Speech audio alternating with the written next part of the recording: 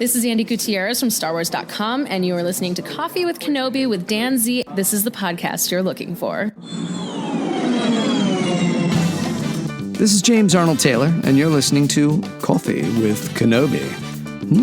I have a good feeling about this. Hello, everybody, and welcome back to Coffee with Kenobi CWK Live every Tuesday night at 7:05 p.m. Central Standard Time. I'm your host, Dan Zare, thrilled to be talking Star Wars with each and every one of you. Minta, our superstar Coffee with Kenobi co-host, is here.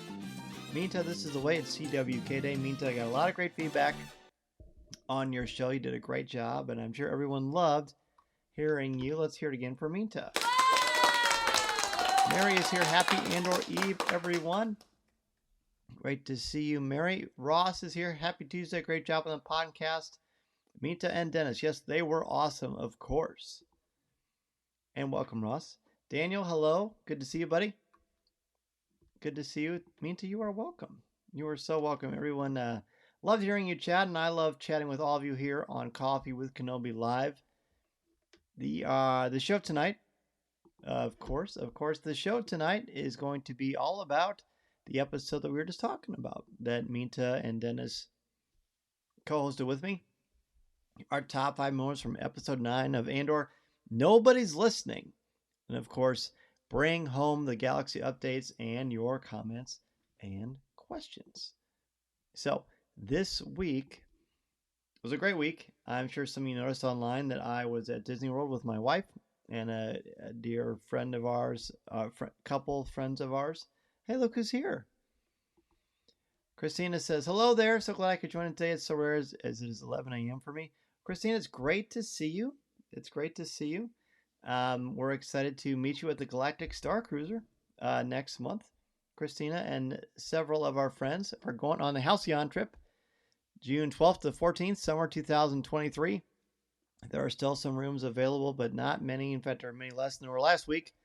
So if you want to go with me and MEI and Mouse Fan Travel, go ahead and go to coffeewithkenobi.com/mousefantravel to join me on the Galactic Star Cruiser. Christina, when I found out you're going, I just couldn't believe it. It's so awesome. It's so exciting. There are several of you here that are going to be joining us. It's really pretty spectacular. All right, let's go ahead and jump into what is brewing in the world of Star Wars this week. And now, let's see what's brewing in the Star Wars universe this week. This week, more great fun. You may have noticed that as far as Bring Home the Galaxy, I got a great package yesterday from Disney and Lucasfilm. Thank you again, Disney and Lucasfilm, for sending that over. That was fantastic. There is video on my Instagram story and on TikTok of all the goodies, and a few of the goodies are actually here in this little presentation. So I believe this is week 4 of Bring Home the Galaxy. This is the Lucasfilm and Disney initiative, where I don't know if initiative is the right word, but it is the program that they're doing where every Tuesday we get some great new Star Wars products. So the Darksaber, the Darksaber is awesome. This is the Galaxy's Edge Legacy Lightsaber Edition. Let's see if I can find it. I actually have this. I'm going to show you later in the show how it works. But you can order this online at shopdisney.com. There are a limited amount of them, but if you're not able to get the Galaxy's Edge, you can order it online. And I can tell you right now, it is a spectacular lightsaber to have. These are the special. There are many different kinds of these sunglasses. This is actually the Fennec Shand one. So Ross, I put this picture up here for you because I knew that you would be digging it for sure. But this is the Fennec Shand model. There are several other models of these glasses that are available. The company here is DIFF Eyewear. DIFF Eyewear. So that's pretty cool. Let's go to the next thing. Only 6 hours away. It airs at 5 p.m. for me. Wow. Oh, that's not too bad. Not too bad, Christina. Okay, this is a tent on Shop Disney. This is it says, quote, kids tent. It's the Falcon cockpit. You know, I know it's labeled as a kids tent, but who among us watching the show would not love that thing. Well, look who's here. Jen Subchak Chai. Hello, Jen. Jen was an amazing guest on Coffee with Kenobi 2 weeks ago. Jen, great to see you, and great job again on Coffee with Kenobi. Got a lot of great feedback on you as well. She has the DIFF Ahsoka sunglasses, as she said, and they are great. Well, that is super cool, and they would look awesome in this cool tent, right? I mean, look at that thing. All right, the Ray Pop. I don't think I showed this last week. I think it's pretty new. It all kind of jumbles together after a while, but this is an Amazon exclusive. Power of the Galaxy Ray. I really like the serene pose there. She's very in tune with the Force. This is, of course, from The Rise of Skywalker, but really cool stuff. Ben is here. Good evening. Sorry I'm late. Ben, no sorry necessary. Ross says, well, looks like my cat's may be getting a Millennium Falcon. That's probably the best sentence I've heard all day. That's a great sentence. All right, speaking of great, the Art FX collectible from Kota Bu. Yeah, my gosh, I've seriously become that guy who needs glasses. So Koto Bukiai. I'm sorry I can't pronounce this correctly. But this is the Obi-Wan Kenobi collectible from the Kenobi series. Phenomenal stuff. Minta says there are countless Star Wars Funko Pops. It's astounding. It really is. There's so many great items out there, and it just doesn't stop. Lori says, hi, Dan. Still at work? Well, Lori, good to hear from you. Lori and I have been chatting on Instagram. She had a pretty awesome time at Galaxy's Edge in California. Daniel says, exactly what I was thinking. Yeah, I know. Isn't it great? Minta says she needs that Kenobi figure. Minta, it's a really cool one. The likeness is awesome. Daniel, I know you're a big Kenobi guy. I knew you would love it. Okay, so check this out. This is a new reveal from the Vintage Collection. This is Commander Colt, a really, really fantastic figure that is going to be available. Let's see. It's an exclusive. Let me see where it is. It's from the Clone Wars animated series. And I'm pretty sure it's going to go on sale tomorrow. I'm scrolling through here trying to see. Oh, Walmart. It's exclusively from Walmart. Available November 9th. So that is going to be tomorrow. That is, again, Commander Colt. Okay. Not to be outdone, Vintage Collection. This guy knows a thing or two about the clones. This is a Boba Fett, obviously, from the Vintage Collection. What's nice about this one, and it was revealed on StarWars.com today. This is a representation of the 3 3/4 inch scale one with the classic Kenner deco, which is awesome, but it's still a modern Fett, but with a classic paint job, which is so great. Ben says, if Kenobi was on my ballot, I'd vote for him. Well, there you go. He's pretty dependable. Look at this. Look at this. Ross, when I saw this, I thought of you, man. These are really, really sharp looking varsity jackets by BioWorld, and they are, I believe, on sale now. Let's see where you can get these beauties at. Let's see.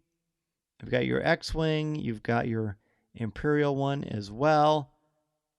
So I think it's from Heroes and Villains. Yeah, Heroes and Villains and Shop Disney. Yep, they're $140 each. Pretty great. Really, really nice looking. Okay, so this droid you will certainly recognize from Obi-Wan Kenobi. This is the Lola, Lola59, or Lola. This is an animatronic droid from Hasbro. A really, really nice collectible. Great fun, great detail. Minta says you can't have too many jackets, especially if you live in Vermont. I have no doubt about that. And they're great looking too. And then finally, there is this Boba Fett edition wireless controller and quick charging stand from Razer. There's one of the Mandalorian as well and the Clone Trooper. So really, really nice stuff. Those are the main ones. Christina says, oh my gosh, Lola is so cute, right? Daniel says, yes, +1 on that. That's great. All right, so that's all your collectibles. some of the main highlights. There are many, many more. You can go to StarWars.com or CoffeeWithKenobi.com, or you, of course, can find them on Shop Disney. And whenever there are announcements like this, usually pre-orders for figures are the next day, about 12 o'clock Central, 1 o'clock Eastern Time. And when I get a chance to get to it, I always post the affiliate links over for you as well in the CWK Cafe. Now, the CWK Cafe, again, is that Coffee with Kenobi Facebook group. We've got over 700 members now. It's a great place to go to talk about Star Wars. It's spoiler free, it's family friendly, it's very positive, and we have a great time. Ben wants to know, is there one for the PlayStation? You know, Ben, I am not sure. Not in the press release that I was sent. That doesn't mean it's not a thing, but I'm honestly not quite sure. So I don't know. I will keep my eyes open. If I find out, I will certainly post it in the Coffee with Kenobi CWK Cafe. So now, let's go ahead and jump into our top 5. Our top 5 tonight, of course, is your top 5 moments from Andor. Nobody's Listening, episode 9. And I pointed this out on the show, but I love that there's an exclamation point in the title of the episode, very much demonstrating the urgency of this. Christina says a top 5 isn't enough. For this episode, a top 10 would barely cover it. Every scene, every moment, so important to the development of not only the characters, but the overarching story. The true faces of our characters are being revealed. Well, that is very well said. The true faces indeed. So again, here we go. Top 5 moments from Andor. Nobody's Listening. Let's do this.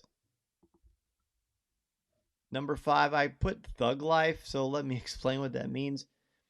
Towards the end of the episode, Mon Mothma finds out that she needs a substantial sum of money, and she needs to do it very much in a way that is not becoming of a senator. She's got to go through some back channels and borrow some money from a Chandrilan banker that can be trusted and has so much money. And eventually, they introduce the name of a character that is, in Mon Mothma's mind, not a banker, but a thug. So why did I pick this as my number 5? Simply because this shows me that there's another side of this, besides the rebels, besides the Imperials, the criminal element, which hasn't really been brought up in Andor yet, but the fact that we've got a new wrinkle in Mon Mothma's life and the duress it causes her shows me that this is a real problem. But again, they're opening up more doors and more pathways to really challenging stuff that's going to really push our characters to the brink. And I'm really interested in seeing what that's going to be. Ben's number 5 is Yulof. He's a victim of this terrible system, and you just feel for him the whole time. He just looks lost by the end, and it's painful to see. It is terrible. And it's so close to the word Olaf. I'm sure I'm not the first person to notice that. So one is very happy and joyful, and one is very sad and tragic. Number 5 for Christina is Cyril the Stalker. As much as I don't like Daedra, I can still empathize with her discomfort in that moment, particularly when he grabbed her elbow to stop her from leaving. Many women know that feeling. Yeah, that was a really crazy scene, which I'm going to talk about later. Number 5 for Daniel. The whole prison setting made for great storytelling. It is nice that they were slowing things down to focus on details. Yes, this whole series has been very methodical in how it breaks things down and explains what's going to happen. And when you do get the payoffs, they're really powerful. Jen's number 5 is Daedra saying, the worst thing you can do right now is bore me. Oof. And when you said that, when she said that, I just got this terrible feeling that something really, really bad was going to happen. And it certainly did. Minta's 5 is Mon Mothma's cousin. It was a surprise to see that Vel was related to her, but it was clear to see that she cares for her safety regarding the recent events. Yeah, that was a fun surprise. And again, there must be more going on that we know about. Number 5 for Murray's Mon talking at the Senate and nobody listening. Then she comes out to the car to hear her cousin has arrived. The reveal that she and Vel are cousins. All of the scenes with Mon and Vel were fantastic, especially the statement by Vel before she leaves. We are fighting into dark. We have chosen a side. I actually wrote that down in my notepad because I thought it was a very important line for sure. Okay, so if you've got a number 5 and you can get a chance to type in it, feel free to do that. But I'm going to move on to number 4. So Let's see what number 4 is in Nobody's Listening. Number 4 for me is I put Cyril and Daedra. Similar to what was brought up earlier by Christina. The reason I put the scene down is it's fascinating to see Cyril really asserting himself, but also very much looking like this weird, frightened person. I mean, he obviously has this weird thing. He's got this weird thing with his mother. He's got this weird thing with Daedra. He's just an awkward person, especially around females.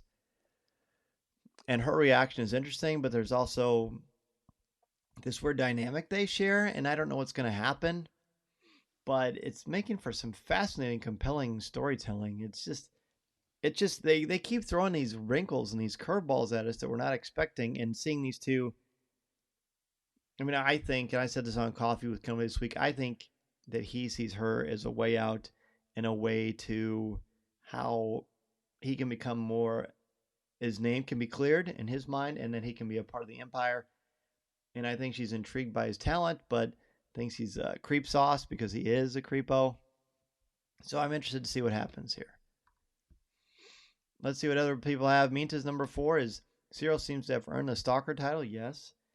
It's easy to see he's clearly infatuated with Daedra, but he's not thinking clearly, and that will come back to bite him in the end. I would think so. Okay. Whoops, how my thing went down there. There we go. Number 4 for Daniel is Daedra. Wow, she has really got me scared, but intrigued at the same time. She's showing how ruthless she is and the Imperial system is. Yeah, they're it's not a good place to be. Christine is for Nobody's Listening. Andor trying to convince Kino to join the fight. And the horrific truth about why they are making parts that could be better and more quickly assembled by an automated process. I'm just can't wait to see what's going to happen with this. I know you all agree. Number 4 for Ben is Daedra's turn. We've only seen her ambition inside the ISB, and you're almost rooting for her, but now we see how dangerous that ambition is. No rooting for her anymore. That's what I was thinking too.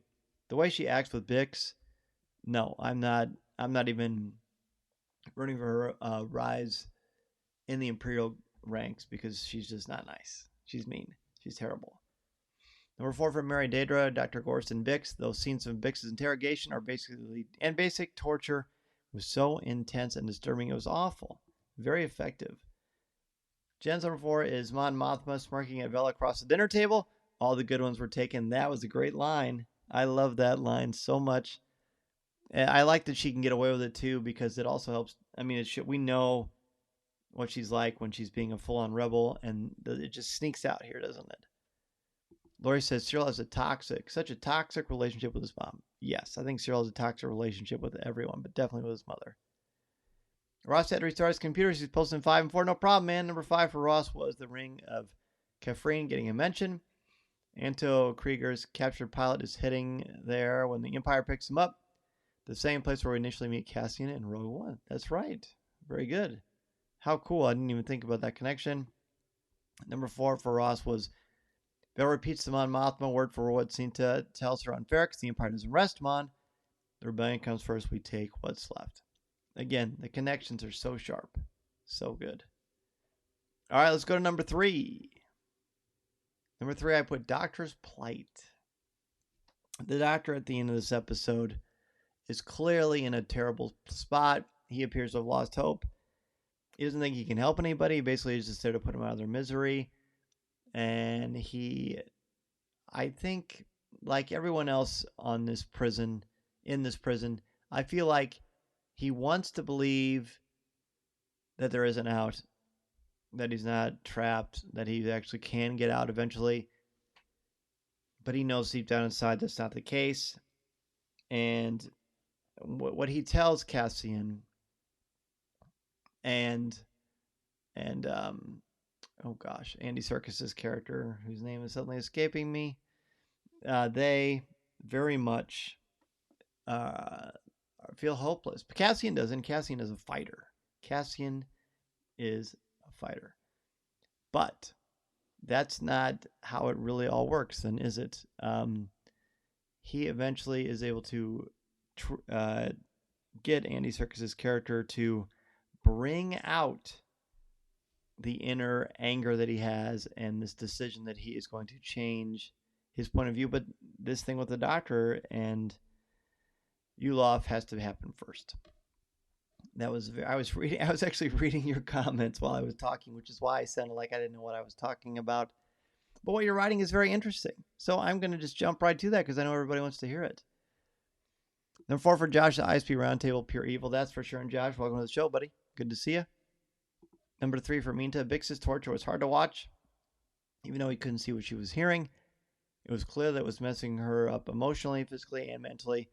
Didn't help that the doctor took delight in his work. Yeah, he's a sadist, for sure. Number 3 for Daniel, Gorst and the torture device, so wicked but intelligent. Intimidation. Yes. Christina 3, Mon's speech. Trying to maintain the function and purpose of the Senate in a galactic empire with no concern for the rights of its citizens. Give me any moment of Mon Mothma in the Senate. I'm loving her storyline. She's phenomenal. Number 3 for Ross, Bix's scream, the most uncomfortable moment in Star Wars history, in my opinion. Wow, that's huge, and I think you've got a case there. Gen number 3 is Dr. Gorse's explanation of the Dizonite sound torture. It's so creepy and awful, isn't it? Number 3 for Mary, Cassian talking with Kino in their quarters, trying to get information from Kino, but Kino not having anything to do with it. Cassian yelling that no one cares or no one is listening to them. I like that too. I'm definitely going to be bringing that up one real soon. Number 3 for Ben. Vel and Mon Mothma, both of them reveal their relation and how they're in this rebellion together. I have a feeling this moment will be very important later on. I do too. I absolutely do too. There's just so much more. And not much time left in this season either. Number 3 for Josh. The torture scene goes on for over a minute. Excellent acting and showing how evil Daedra is in her mission. It was easy to watch this scene, and several of you have pointed this out. It's really easy to watch the scene and to forget that you're watching acting. It's just very, very well done and very intense. And this whole arc. I mean, I think I like this arc better than the first major arc with the capture of the Imperial finances. I like this. But number 2 for me, moving on to number 2, nobody's listening. The Aldani arc was great, but I find this to be even more fascinating. I wrote nobody's listening because it's in that moment when Cassian is so bold. He just doesn't care. It feels reckless, but it is, but it isn't. Because he's very much saying to everybody as loud as he can, blistering the walls of this white, pristine hallway. Nobody's listening. He's saying the Empire doesn't care about us. We are worthless. He's trying to plant seeds. We got to fight back. We can't just lay here and let this happen to us. And it's just very powerful. It's very, very dynamic, very electric, very tense filled, because you believe it, but you also know it's the Empire and they're just so unpredictable. But Cassian, this is again part of what he does to evoke change, or to hopefully evoke change. I mean, that's certainly, you hope that's what's going to happen. I mean, he is in Rogue One, but we'll see how that happens. Number 2 for Minta. Droids are more valuable, than people. That was cold even for Daedra, which shows that the Empire sees its subjects as mere objects than living beings. That's for sure. Lori says, sounds like screams of dying children in the torture machine. Yeah, it's terrible. Mary's 2. Cyril's relationship with his mother and Daedra. Seeing how he reacts with his mother shows how much he seems to be searching for a connection with someone else like Daedra. I agree. There's some kind of weird dynamic there. Number 2 for Christina, Cassian's connections. He has been observing the facility, the guards, the other inmates since he first arrived, and after being there a month, he has developed relationships with inmates who can help him. Yes, it's true. Number 2 for Josh, all the good ones are taken. Solid character moments in the Mothma household. Very good character moments. That's again why the show is so good. The character stuff. Number 2 for Jen is Cassian and Kino's bedtime chat. The look on Andy Serkis's face. You can tell he's thinking about what Cassian's saying. Yeah, again, it's like that whole nobody's listening thing. Kino, it's starting to plant seeds in him that he doesn't want to water, but his subconscious and his psyche, you can tell, are starting to embrace this idea. Even though he's trying to talk himself out of it, you can't trust the Empire, and he knows that deep down. Number 2 for Daniel, inner workings of the cutthroat Imperial ranks. I love that they are taking a deep dive into their world. It would change the way I watch A New Hope. You know what? I've been watching New Hope with some of my mythology students in class, and you're right about that. It's amazing. Number 2 for Ross. The Imperial's asking for permission to hang Selman Pak. What is Marva going to do when Pak is hung? The PTSD from Clem being killed that way is going to set her off. Yeah, I didn't even think about that aspect of it, Ross, but you're right. Number 2 for Ben is Bix. The torture scene was very uncomfortable, but the creative choice to only hear her reaction was enough to bring the pain alive. The silence is more powerful than actually hearing what she's hearing. It's like Jaws, right? You don't see Jaws, but when you don't see him, that's when it's more frightening, I think. It's the Hitchcockian approach. But let's go to number 1. The number 1 thing that we have decided is our top 5 from Nobody's Listening. Let me try that again. Nobody's Listening is, there we go, my number 1. I put 12. Seems like every single time I pick a number 1, it's the ending, because I do sort of think of these in order a little bit, and it's just great because you keep waiting for Kino to jump on board, and you want him to be a good guy just because Andy Serkis is so charismatic. But at the end, after seeing Yulof die and what the doctor says and what Cassian has been saying, and that realization that we've got to put a stop to this, we've got to get out, and then we've got to wait a week to find out how that's going to wrap up or what's going to happen, is like electric. Man, it's so electric. It got me really fired up. And when it's over again, you say, oh man, oh no, because you want to see what's going to happen. And if Kino is going to work with Cassian, at least that's what they want us to think here, that is going to be awesome. That is going to be awesome. And I think a lot of you are going to find this to be in your number 1 as well. Mary says, Andy Serkis is amazing. The scenes in the tubes going back and forth to the floor and quarters were great. Watching Kino begin to realize they were never getting out of there was fantastic viewing. The last statement of the show was fantastic. Never more than 12. I agree. No one for Josh. Doctors are not supposed to kill people, to the realization that the entire floor is killed.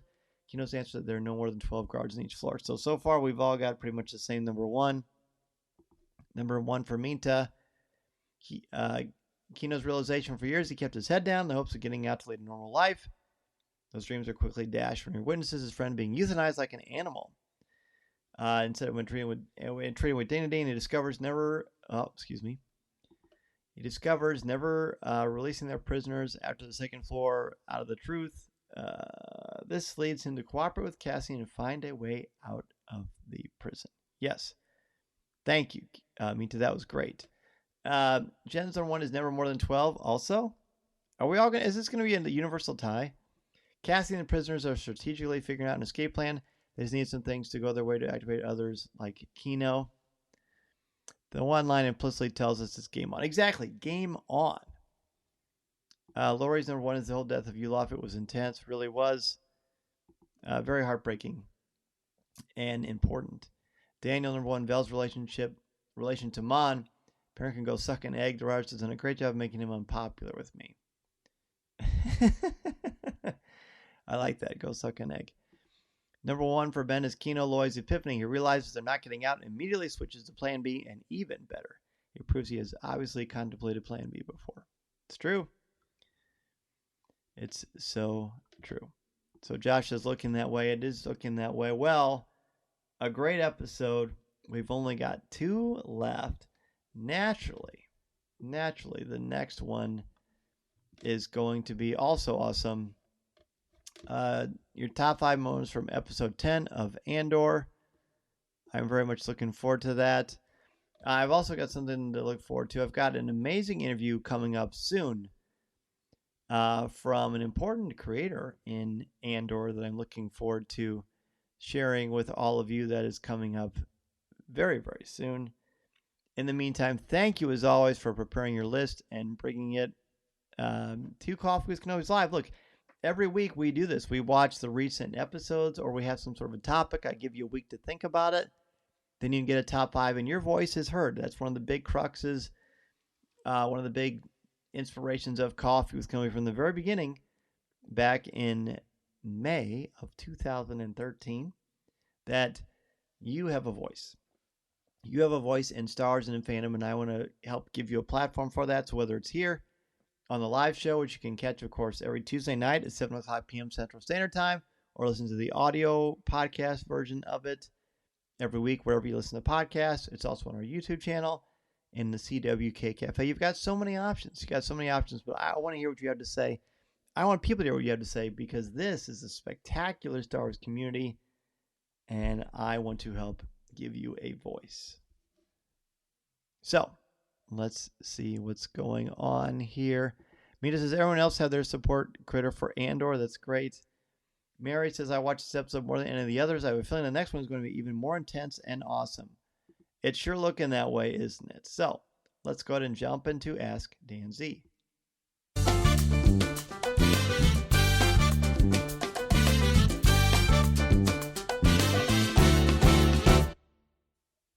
Jen says, so glad I could participate this week. It's usually dinner time for my little ones in my time zone, so it can be tricky. And you know what? I'm glad you're here too, Jen. That is cool. Please tell your family I said hello. I'm glad that they shared you with us on Coffee with Kenobi Live. How fun. Ben says, any of the actors from the Acolyte casting announcement that you're excited to see the most and what they can bring to Star Wars? You know, I meant to put them here in the show. In fact, I'm going to try to do that now. I've got it saved on my phone. I'm going to save it, or I'm going to share it here so that we can do that. Hello, AirDrop. There we go. You should be able to hear me now. Might be the wrong input. But I didn't change anything. It looks like it's working now. I'm getting a bunch of sound levels back. Okay. Well, that was really, really weird. There I am. Sorry about that. Literally nothing changed over here. It just went off and went on. The wonder of technology. I think maybe the Empire knows that I'm trying to spread this propaganda that they're not being very nice. Is that what it is? I think that is it. So anyway, I put up that picture of the Acolyte cast, and it looks to me like we've got a spectacular cast. I believe one of the actors from The Good Place, of course, Carrie-Anne Moss of Matrix fame, is a great actor. Just really very much a powerhouse. Thanks everybody for your patience. Nobody disconnected, so that's great. You know what else would be great? A few of you said nobody's listening, which is pretty clever. Look, if we all bring a friend next week, we can continue to grow this audience. It's a hard time. There's really no good time. Because, it's dinner time for some people. I usually eat dinner right before this. And whatever the reason, it's tricky, but I am so grateful that you all join me. So grateful. Was as smooth as the Colts offense? Well, I understand things do not look good to be a Colts fan these days, but hopefully Just Saturday will help to improve things for you, Ross. I know I'll have to chat about that sometime. I'm excited, of course, about Justin Fields, even though the Bears lost. I feel like there's some reason to be optimistic. But what's really a good reason to be optimistic? Do you know what a really good reason to be optimistic is? All of you in the Star Wars community that are just so much fun. You become like friends and family, and it's because of the Star Wars universe created by Mr. George Lucas. Speaking of our community, I hope you can join us June 12th to the 14th next year, 2023, on the Galactic Star Cruiser with me and MEI and Mouse Fan Travel. If you're interested in a no cost, no obligation quote, go to coffeewithkenobi.com/Mouse Fan Travel and let them know that you're with Dan's Air and Coffee with Kenobi. So next week, of course, Tuesday at 7 o'clock p.m. Central Standard Time, we're going to talk all about the 10th episode of Andor Season 1. Minta, may the Force be with you. Mary, have a great week. Enjoy Andor later tonight and tomorrow. Yes, it's going to be so much fun. Roz, have a great week. Enjoy tomorrow's episode. For sure, it's going to be a blast. And I can't wait to talk about it with all of you next Tuesday. Thank you again for your patience with that random audio stuff. But we have a voice here at Coffee with Kenobi, and you are a big part of that. Thanks as always for your support, for your friendship, and just being a light side, not a creature of the Force, but you're all on the light side of the Force, and I appreciate that. Thank you for seeing the light and being the light for people. Appreciate that. Appreciate all of you. Christina, glad to have you. Great that you could join us from across the world, literally. Lori, thank you so much. Thanks all of you again. Remember, this is the podcast you're looking for. This podcast is not endorsed by the Walt Disney Company or Lucasfilm Limited. It is intended for entertainment and informational purposes only. The official Star Wars website can be found at www.starwars.com. Star Wars, all names, sounds, and any other Star Wars related items are registered trademarks and or copyrights of Disney and their respective trademark and copyright holders. All original content of this podcast is the intellectual property of Coffee with Kenobi unless otherwise indicated. This is the podcast you're looking for. There's no one here.